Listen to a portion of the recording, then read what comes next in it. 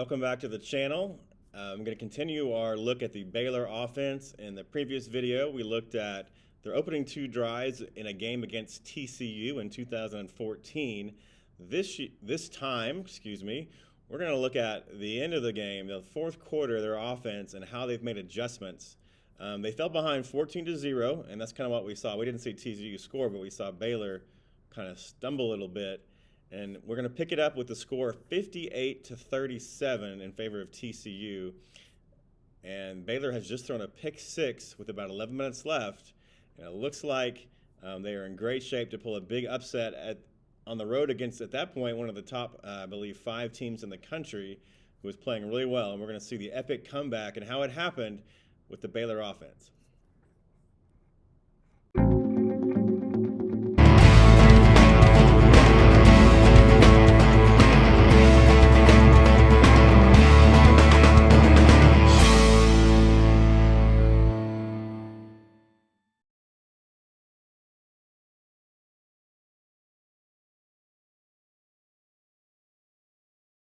Okay, just to capture the drama, we'll show that pick six right there. As you see, number 14, Petty doesn't see the linebacker underneath his slant route. You see the excitement, for good reason, from TCU. They have just taken a 3-touchdown lead on the road against an in-state rival.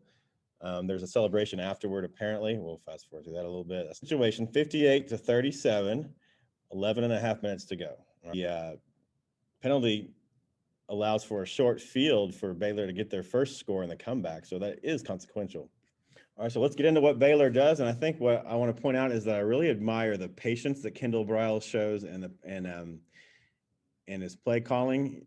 He doesn't try to, get that 3-touchdown play. You can only score one at a time. Yes, Baylor takes some shots, but they're not just going to just go 3 and out by throwing 3 deep balls. They're going to still run their stuff.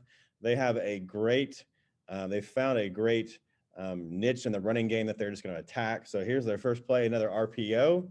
To the 2 receiver side, they always run this little quick screen. They like to pull the guard, and this time they're also going to insert their H-back, and then they have kind of a little post on the weak side, so he's going to read this free safety. So let's pick it up. You see the great field position after the penalty.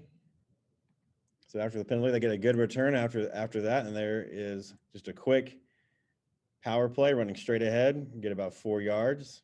Again, the patience he shows here. Again, they've got time. Okay, you're pulling the guard. Now it looks like they kind of miss a hole with their H-back as far as running to it, but the running back has great vision, and he gets himself about a 4-yard pickup. 2nd and 6. It's the same play as now there's a tight end, and I've got it drawn up a little bit differently just because of where the left tackle goes, but still they're running power with an RPO and the quick screen. So kind of 3 plays in one package. They keep running it over and over again, and for good reason. Okay, I believe that the quarterback sees a press here, so he doesn't like his curl. He has the quick screen if he wants it, but he decides to hand it off, and a big explosive play in the run game. Let's see that one from the end zone view. Okay, now you got the pull. Now you get your down block here. Good job of washing him down. He didn't get the leverage he wanted.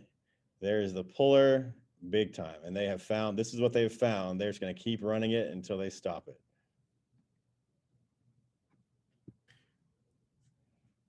I say they're going to keep running it. They're going to keep running a version of it until they stop it. Here you've got a quick screen and then just a little hitch route to the single side.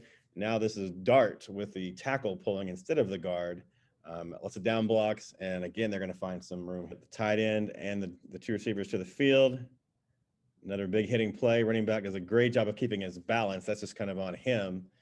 But he just goes really north and south. I mean, just straight down the field, all down blocks, kind of a zone blocking look almost. And you get your guard pulling. I drew that up wrong. I'll fix that before I send it out. That is the guard, not the tackle. That's not dart. That is definitely a guard pull. So it's just the same play the other way. Again, running back hits the hole. Even though the guard misses the block, he still is effective in getting out there. Perhaps the running back could have followed his block and gotten a little wider, but he is going north and south, keeping his balance. A lot of y'all do those drills, and a huge gain. So really, with the running game, Baylor has, in less than a minute, got themselves 1st and goal. Look, again, okay, they like it. They're going to keep running it. 1st and goal at the 7. Quick screen to the 2 receiver side. Just the single receiver knows he's not getting it. You'll see him not run much of a route. And we're going to run it again. Pull. Touchdown. So the comeback begins with just by running power, not by taking deep shots, not by panicking, just going right at them with what is working. And just like that, 3 plays, the whole momentum of the game has shifted. All of a sudden, the stadium believes. You know, your puller does a good job of finding some work, and the running back breaks a tackle. Happening, just for the reference of the game, TCU is moving the ball, but they have to punt. They do force them back to their own 8-yard line. So you feel good. You're up 2 scores on the road. You've punted them down to the 8-yard line, and right back to it goes Baylor. Okay, same approach.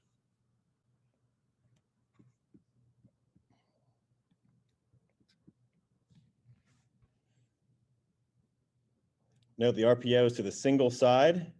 Now over here, if they want it, I mean, with the soft press over here, if they want to throw a quick screen, they can totally do it. But instead, they throw this little post route here, and his eyes are on the safety. The safety crashes because the run is so effective. So he throws it right over the top of him, and they get a pass interference call. So Petty now has kind of got it going. The Baylor defense, or the TCU defense, is having to guess a little bit. And again, if they wanted to hand it off, they might have had something, but a 15-yard gain might have been a touchdown if he doesn't basically horse collar him right there. Pretty good play to save a touchdown by the defensive back. This time it's going to be a true play action fake, not an RPO. I've got the slide protection in there, kind of a smash concept to the field. And again, the single receiver knows he's not getting it. So this is a 2-man read. All right, play action with a 2-man read. It's not complicated. It's not even an R4 or a full field progression like an air raid. It is just a 2-man read.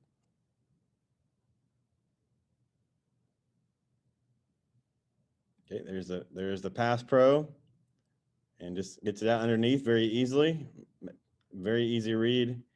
Okay, they're threatened deep. There's no doubt that TCU does not want to give up the deep ball, and they've given up some already.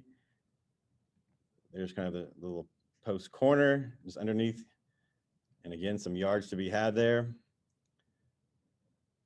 Piece of cake right there. Easy play, but effective. Again, here's the pass protection. Look at the full slide, and then the H-back has the defensive end away from the slide. Quarterback gets it out. Very effective play for Baylor. All right, you feel good? You're moving the ball? Go back to the bread and butter. All right, we're going to pull that guard. And with a little RPO mixed in, Petty has the choice, but we'll see what he does.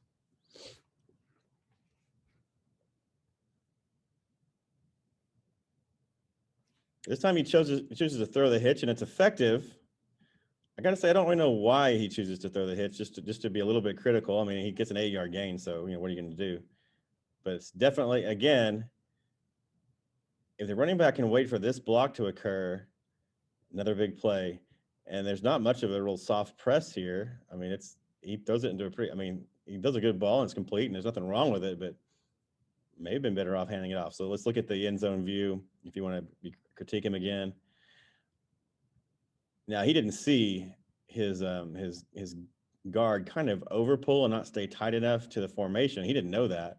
So the numbers are good, but actually it works out in their favor because 47 would have been there. But the numbers say that it should have been a good running play. But a great throw, great catch. One, you might think, hey, we're behind, let's take a shot. But no, we're behind by 2 scores. We got kind of a free play, but they're going to stick with it. Kendal Briles just keeps calling this RPO. Okay, now it's a tight end set. Huge running lanes to run through. Okay, note the number. Okay, note the double team, and then this time the great combo to get off to 47. Scrapes off. Look at, that is a great job. They don't always do that. Sometimes they stay with their double team, but this time they get the great kick block. That is a textbook execution of that running play right there of power. And running back does the rest. Might as well stay with it. You've got the screen to the field. You've got the receiver, the single side, not doing much of anything, and you've got same look with a little tweak here of the H-back getting the end. You've got a hurry up offense with a running game. I mean, it's a pretty thing to watch. Okay, nice tackle that time to save another big gain. Doesn't quite get off and get to this block in time. The hole develops, but that time TCU makes a play. They don't make very many in this fourth quarter. That's one that they make. You notice the alignment here. They're trying anything Gary Patterson is to move his defensive line around. But Baylor's prepared for it. They've repped this. Again, they're running the same play. They must have repped it how many times against different fronts. They know what to do every time. And again, I mean, the numbers are there. Just a nice play by the Horned Frog player. Otherwise, it's going to be another huge gain. So he ankle tackles them. You're going to get a play fake, and they're going to take a shot. So Briles has been patient, but now he wants to take a shot to the end zone. They're going to show kind of a split zone look and take a shot with the post and the vertical here. Okay, TCU continues to press to the weak side, to the single receiver side, to the boundary, I guess you could say. Okay, there's a play fake. Safety comes up, and it is over. All right, touchdown. So now it's a one-score game. The place is going crazy. All the momentum is flipped. Pass interference is going to be called in the defense. All momentum has gone to Baylor in about a matter of 5 game minutes. And it's a drive on the ground, a defensive stop, another drive mostly on the ground. Great pass protection. Quarterback is just standing in there, freewheeling it, throws a beautiful strike. It's a touchdown. Okay, notice this next drive is going to start again from the inside their own 10. So TCU is not scoring, but they are moving the ball. And now they have to score one more time, but let's see, time is running down. We'll see the clock in a second. So he's going to come out with, and really Huddle doesn't allow me to show you how deep this bender is, but they're going to come out 5.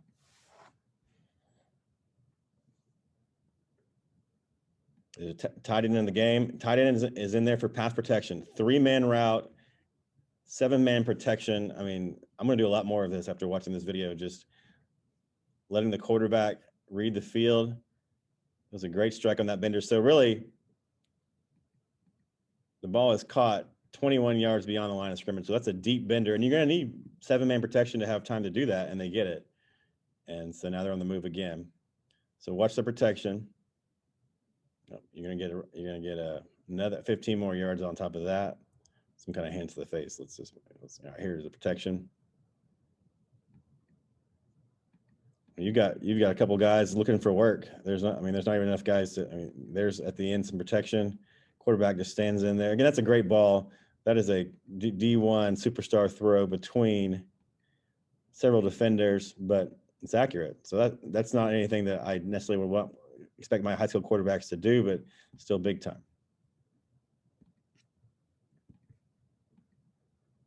Now you go back to it. You're at midfield. You've got plenty of time. Here's that RPO. They've really been hitting a lot. The single receiver running kind of a deep slant post.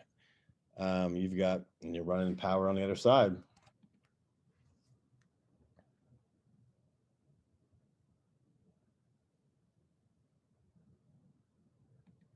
Just keep at it.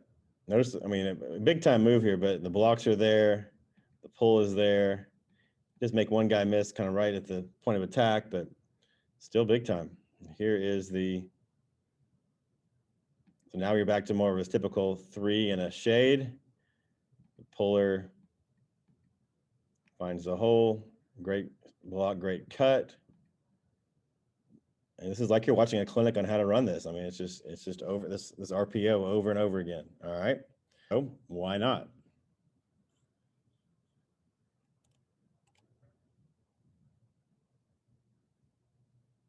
This time he throws the quick screen, and I don't really know the reasoning behind it.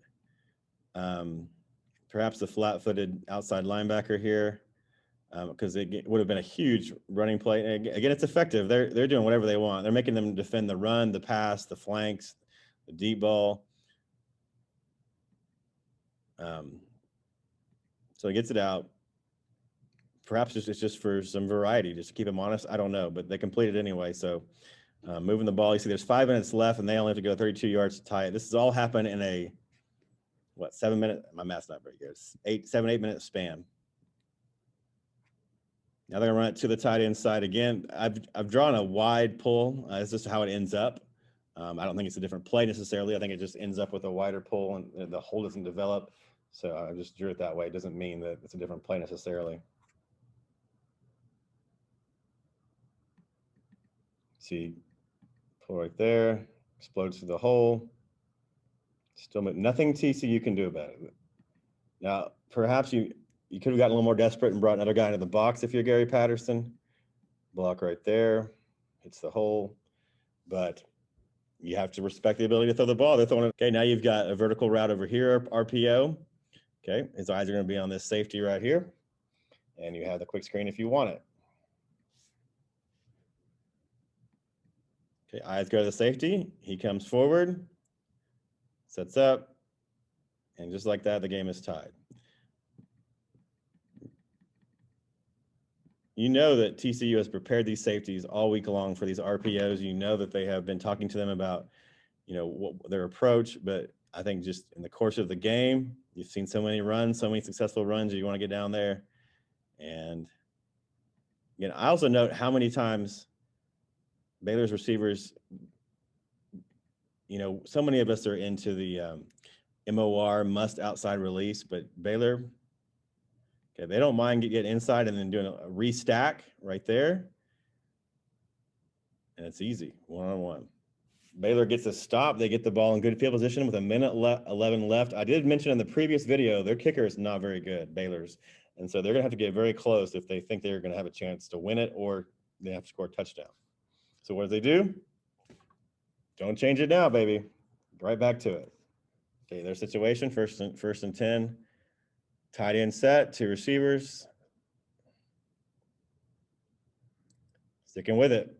Okay, running it again and again. And it just can't be stopped. Different front that time a little bit, some different techniques. Still getting the job done, finding the room to run. Keep running it. Keep running it. Tight end is the other way, pull that way.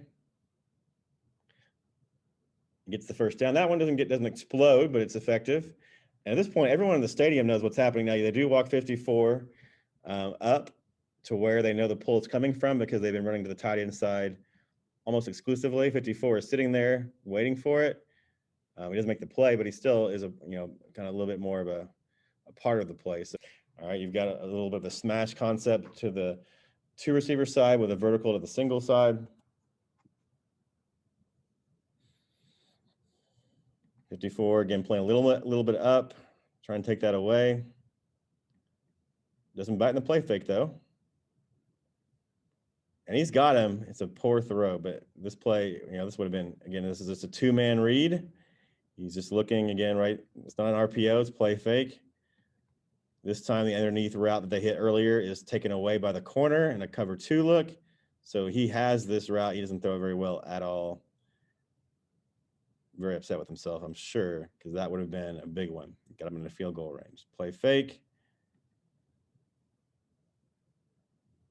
Perhaps a miscommunication as he's expecting to maybe be a little flatter. I don't know, but not a very good throw, but great call. I mean, and it's there. Now they put a stack to the tight end side. All right. This time you got an RPO. You got a lineman about 4 yards downfield. We'd throw in a fit if I was TCU, but no call. This is definitely an RPO. Still might have been a good play, but incomplete pass. Okay, here's a look with the scissors concept right here. You also got a curl and a square end to the right side.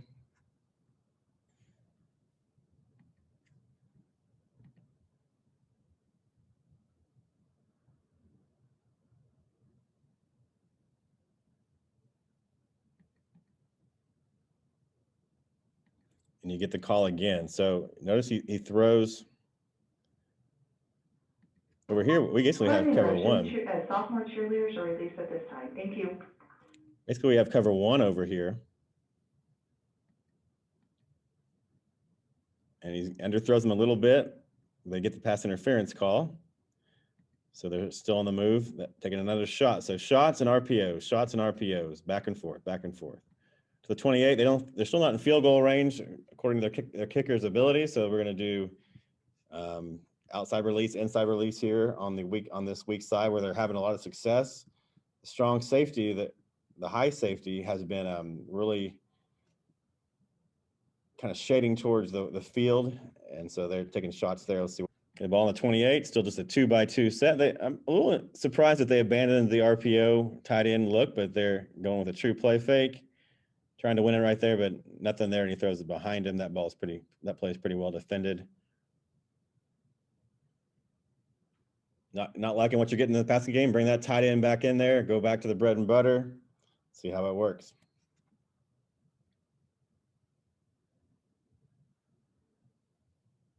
Okay, definitely getting closer to field goal range with that nice run. And now it's time to call a timeout. Okay, you got a good box. The hole, based on the blocking, is here, but the running back's got good vision, so he cuts it back.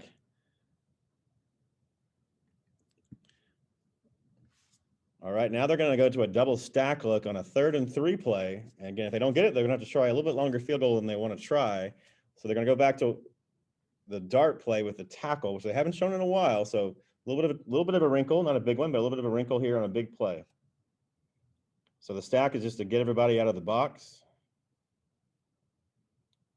Now Petty gives some instructions out there. I don't know what he would have told them,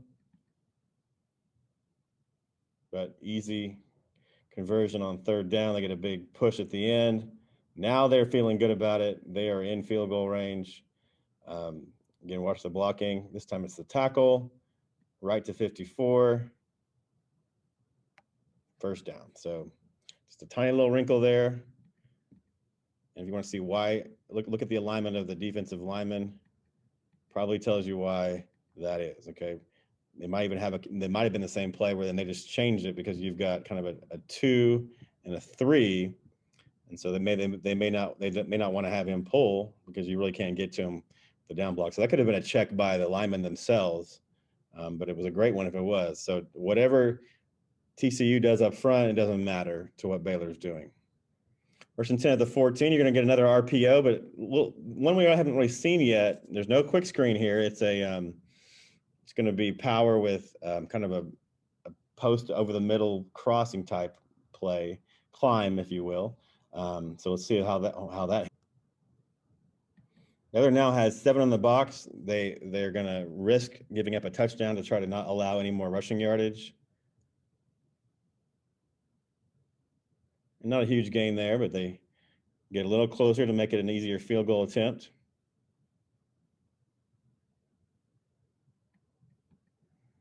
And TCU defends it pretty well. The running back does a great job of just getting yards after contact. That's the last play I have here. I'll show you how it ended just for your own knowledge. I'm sure we discussed that they're going to hit the game-winning field goal. Fast, let's just watch this final drive.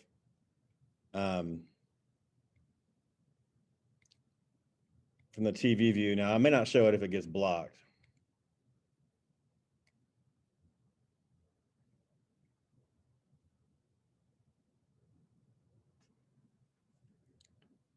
So here's that final drive. You can see different angle, not the all 22 angle, just the TV version. Still running the football, still getting right after him. There's a throw he missed. He wishes he had it. You can see a little low. All right, comes back here right through his hand. You couldn't really see that one. That was right through his hands, really. So that was a much better ball than it looked like. Here's the pass interference. This time throws it away. So back to the running game. And just right at them. 3rd and 4. Again, see the clock's running down. They get a big push at the end. Here's the last one. Pretty well defended this time by TCU. So it's going to come down to the game-winning field goal. 4 seconds left. And he nails it. What a comeback. What a game. Again, I've got the playbook to this game. If you want most of the plays, if you want to purchase that below. Appreciate you coming by.